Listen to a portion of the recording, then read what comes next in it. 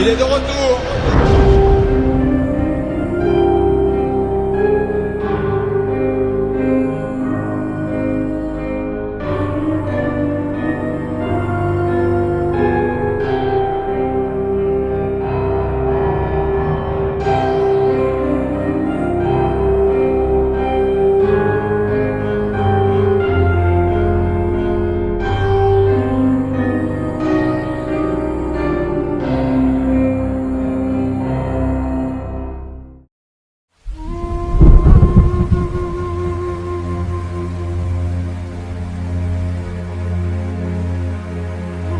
Donc là on est des milliers d'années auparavant, le dieu du mal, ce truc là ouais, il décide de créer 4 entités démoniaques appelées les bêtes. Chacune d'entre elles portait un nom qui désigne une transformation psychologique. On a Contrôle, aussi appelé Sama ou Kintoru, Jalousie, aussi appelé Enzuke, Rage, qui s'appelle Netamo, et Renaissance qui s'appelle Yuma. Les 2 derniers livres ne sont pas encore sortis, donc pas d'image in-game pour cela. Mais ils se sont fait poutrer par celui qu'on appelle Kuzonoki, un samouraï qui les a combattus pendant 10 nuits 1 à 1, et les a scellés au Japon. Sama, notre principal sujet, elle, a été scellée à l'ouest du pays.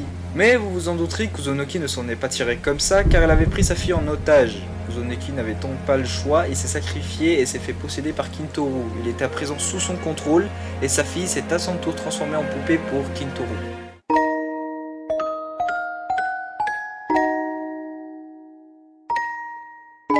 Maintenant qu'on s'est bien mis dans le bain, commençons par le premier chapitre du livre. Nous incarnons Yasu Masashige, un lycéen qui n'a pas d'amis, comme moi.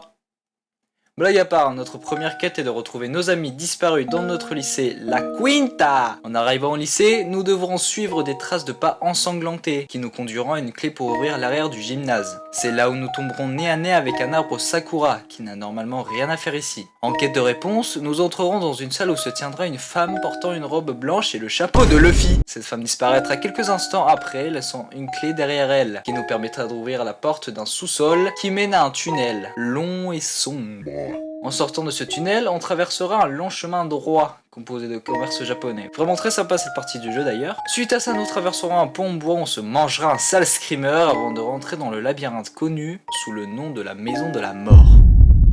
Dans ce labyrinthe, notre but sera de retrouver une clé pour s'en sortir, mais la femme en robe blanche sera notre poursuite. Cette femme, c'est Yashi Masashige. Vous l'avez compris, elle fait partie de notre famille. Avant d'avoir été ensorcelée par Kintoru ou Sama, elle était une jeune fille aventurière au cœur pur. Fille de Futaba Masashige, un autre personnage qu'on voit dans les épreuves des sorcières. Yachi est donc notre ancêtre. Sous le contrôle de Sama, elle ne peut rien faire pour nous sauver. Après être sortie du labyrinthe, sur le chemin du village, on fera la rencontre d'une fille jouant du biwa, un instrument japonais. Suite à ça, nous irons parler à un fermier inquiet qui nous avertira en nous disant clairement « Si vous avez vu une fille jouant du biwa, il est déjà trop tard ».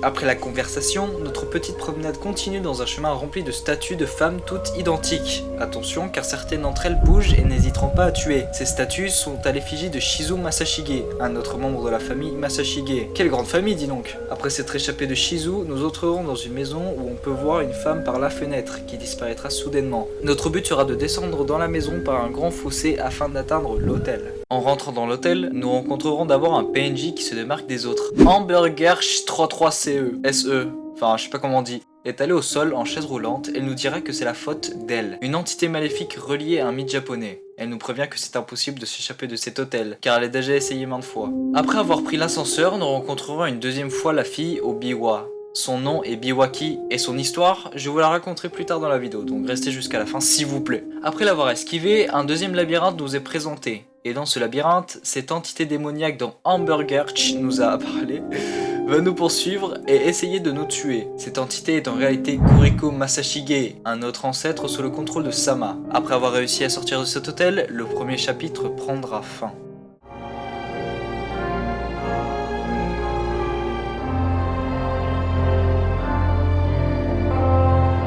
Nous voilà donc au deuxième chapitre qui commence juste après la fin du premier. Notre valeureux protagoniste commencera à entendre des voix dans sa tête. Cette voix, c'est celle de Sama, cette Sasa qui n'a rien à faire d'autre que d'embrouiller l'esprit des gens pendant qu'on s'échappe de la bibliothèque de Megumi Masashige. Bon, je vais arrêter avec les noms de famille, vous avez compris, ce sont tous nos ancêtres. Dans le wiki de The Mimic, on ne sait presque rien à son sujet. Sama nous dira alors par télépathie, amis, rien de vraiment précis, on est d'accord. Après avoir trouvé la clé et être sorti de cette bibliothèque, Sama entrera une nouvelle fois dans notre caboche en nous disant « Ils ont couru, tout comme toi ». Yasu, un peu confus, répondra « Mais de quoi tu parles? Qu'est-ce que tu leur as fait ?» D'où elle répondra « Je les ai dévorés, je suis eux ».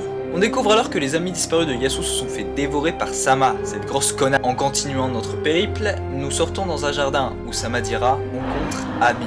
C'est alors qu'une grande silhouette apparaît, qui n'est autre que Kuzunoki. Vous savez, ce samouraï qui a scellé les 4 bêtes, mais qui maintenant était sous le contrôle de Sama. Après être sortis de ce jardin, nous entrerons dans un bâtiment où il faudra ouvrir des portes brillantes, soit bleues, soit blanches. Yasu comprend alors qu'il ne faudra pas de clés simples, mais ce qu'on appelle des esprits. Ce sont des papillons luisants qui nous aident dans notre périple en nous montrant le chemin. On dit que ce sont les âmes de nos ancêtres ensorcelés, qui peinent à nous aider malgré leur statut d'esprit. Sama essaiera de nous piéger en imitant le cri d'une femme appelant à l'aide derrière une porte. Ignorez-la et poursuivez votre chemin. Après être sortis grâce aux esprits, nous entrerons dans le royaume des oubliés, une forêt plutôt apaisante. La première chose que l'on verra, ce sera Kuzunoki. Il sera là, marchant sur la rivière en nous regardant. Il ne se montrera pas du tout agressif. Il nous regardera un court instant dans les yeux avant de s'en aller. On utilisera alors les esprits comme guide pour quitter ce royaume. Après avoir franchi la porte blanche, on se retrouvera dans un lieu bizarre qui semble imiter notre école, la Quinta, et l'hôtel du premier chapitre. C'est alors que Sama nous dira « Tout était une imitation depuis le début. Mais pourquoi tu me gardes ici ?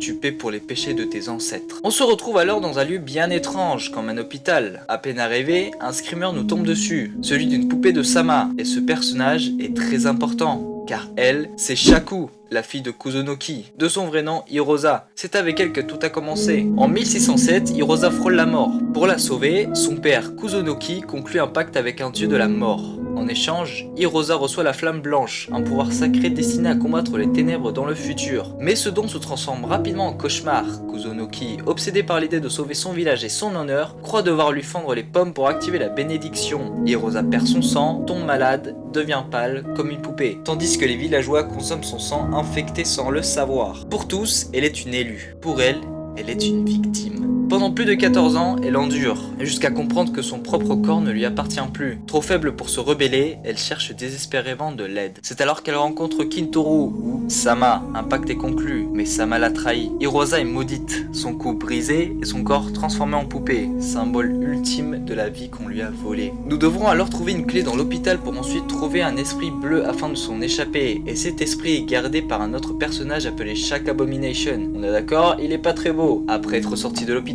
le pire restait à venir. Notre héros remarque que sa lampe torche est morte. À la place, il décide d'utiliser une lanterne. En entrant dans le labyrinthe, Sama apparaît soudainement, en affirmant qu'on ne peut pas échapper son monde. Cette partie du jeu est l'une des plus chiantes en mode cauchemar. Sama va à la vitesse de la lumière et le labyrinthe est très grand. Notre but sera de trouver un esprit grâce à la guidance des autres esprits, afin de trouver la sortie et d'ouvrir la porte. Kuzunoki sera là en nous affirmant qu'on ne pourra jamais échapper à la malédiction de la sorcière.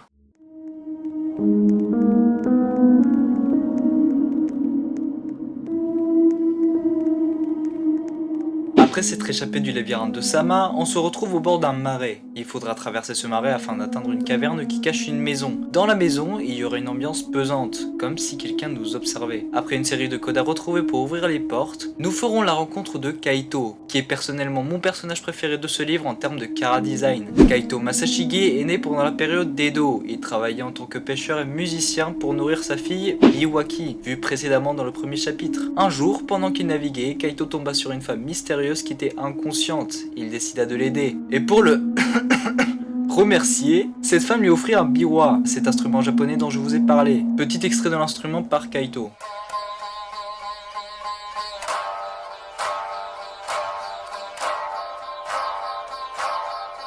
Mais l'instrument était évidemment maudit, et par la suite Kaito et Biwaki sont devenus ses pantins. On devra ensuite sortir dans le marais, et Kaito sera là pour essayer de nous tuer. Mais comme on est méga tough, on échappera Kaito en trouvant un beau couteau, un katana en bois si vous préférez. Et en faisant offrande sur un hôtel dans le marais, une sortie se révélera par la suite. On s'offrira alors un chemin dans une caverne jusqu'à trouver un arbre géant et une araignée géante accrochée dessus. Ce gros monstre, c'est Sama, qui est sous sa forme Omukade, une forme de centipède énorme et horrible. C'est grâce à un papillon que l'on pourra sortir de cette salle. En le prenant dans l'arbre, Sama s'adressera à nous. Est-ce que tu t'es déjà demandé ce qui arrive aux papillons que tu utilises pour tes besoins égoïstes? Tu l'as encore fait.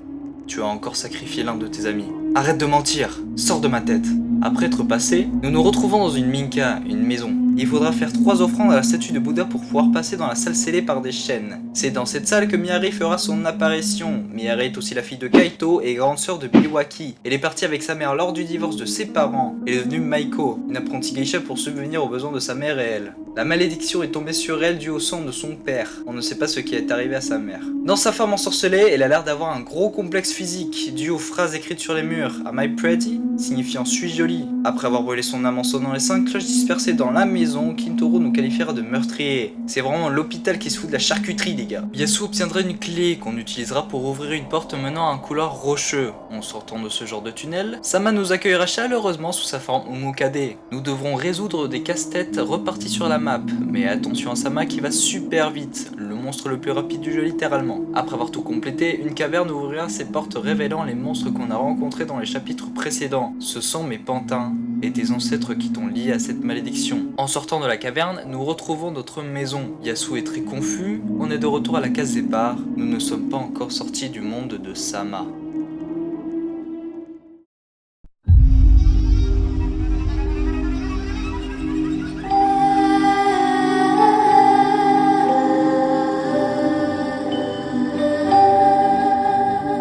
Le dernier chapitre commence donc dans notre maison, où il se passera des trucs bizarres, normal car on est toujours dans la dimension de Sama. En trouvant des clés, etc., nous descendons dans le sous-sol et c'est là où on fera une terrible découverte. Yasu retrouve le corps de sa mère Keiko Masashige, qui semble elle aussi être ensorcelée par Sama. Sa mère a laissé une note disant « S'il vous plaît, toute personne qui trouve cette lettre, aidez mon mari.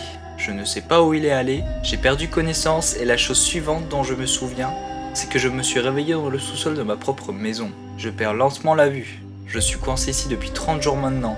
La porte est simplement verrouillée. Je ne sais pas ce qui s'est passé, mais tout a commencé lorsque j'ai parlé à une mystérieuse femme vêtue d'un manteau noir à l'école de mon fils. Mon fils, si tu lis ceci, s'il te plaît, retrouve ton père et quitte cette maison immédiatement. Après avoir lu cette lettre et quitté le sous-sol en empruntant des escaliers, on se retrouve dans un marais de sang plein de pantins en bois. Ces pantins sont à l'effigie de Tokito, qui était un garçon normal auparavant. En 1601, il était ensorcelé par Sama pendant l'événement des calamités. C'est dans cet événement que Kusunoki a scellé les 4 bêtes. Après avoir traversé le marais de sang, on se retrouve au lycée du premier chapitre. Yasu est maintenant à la recherche de ses parents, comme le corps de sa mère a disparu juste après et que son père, il ne sait pas où il est. Il était déjà venu pour ses amis, cette fois, il n'échouera pas. Notre but sera de collecter 13 papillons pour passer à la suite et on retrouvera miraculeusement notre père Daku Masashige, dans son état ensorcelé évidemment. On est ensuite transporté dans la forêt maudite, un endroit avec un style japonais très traditionnel. Yasu se rend dans une maison où il y a une statue de Kusunoki armée et montant à cheval. Le joueur devra trouver un papillon afin de sortir de cette maison. Yasu commence à s'inquiéter pour ses parents, il n'arrive pas à croire que les monstres qu'il a vus soient eux. En sortant de la maison, une épreuve se présente à nous. On devra collecter les 6 objets maudits qui font partie de l'armure de Kusunoki. Notre but est de les brûler dans la flamme blanche. Après avoir tout brûlé, on libère Kusunoki de sa malédiction. Kusunoki Masashige révèle qu'il est l'ancêtre du protagoniste. Il explique que la sorcière a maudit toute leur lignée à cause d'un pacte ancien. Le héros, encore épargné par la malédiction, est le seul capable de mettre fin à celle-ci en utilisant la lame bénie de Kusunoki, tout en restant vigilant face aux manipulations de la sorcière. C'est donc à cause de lui que toute la lignée des Masashige est ensorcelée. Il est notre etc. grand-père, et Yasu est le seul qui peut en finir. Il est l'élu immunisé par la malédiction. Yasu est sur la dernière ligne droite pour en finir. Muni du sabre béni de Kusunoki, nous devrons détruire ses 3 cœurs pour l'affaiblir. Sama change encore de forme et se transforme en Saigomo, un genre d'araignée avec une tête humaine. Après avoir crevé les 3 cœurs, la bataille finale qui oppose Yasu et Sama prend place. Comme un boss classique de jeux vidéo, Sama a une barre de vie, et nous aussi. On aura l'occasion de se guérir avec les papillons posés sur la map. En finissant le combat, 2 options s'offrent à nous, soit de sauver nos parents, ou soit de tuer Sama. Si vous choisissez de sauver les parents, vous aurez la mauvaise fin. Sama fait croire aux joueurs qu'elle est morte et nous transforme en pantin à notre tour. Par contre, si vous choisissez de tuer Sama, vous aurez la bonne fin, qui est la fin canon. Non seulement vous sauverez vos parents, mais aussi toute la lignée d'ancêtres ensorcelés, afin qu'ils puissent vivre heureux au paradis. Sama est alors traité d'objet inutile par le dieu du mal. Après les événements, Yasu se réveille dans son lit, assez anxieux. Ses parents ont l'air de ne pas avoir de souvenir de l'incident. Tout paraît normal, du moins pour l'instant. N'hésitez pas à liker la vidéo si elle vous a plu et à vous abonner. Dites-moi si vous voulez une partie 2 sur le livre de jalousie. Cette vidéo m'a vraiment pris du temps à faire. Parce que vidéo lore c'est pas si simple les gars. Mais franchement dites-moi en commentaire, ça me ferait plaisir de faire une vidéo jalousie. Pas tout de suite peut-être parce que je ferai d'autres vidéos d'autres genres. Sur ce c'était Quetzal et je vous dis à la prochaine.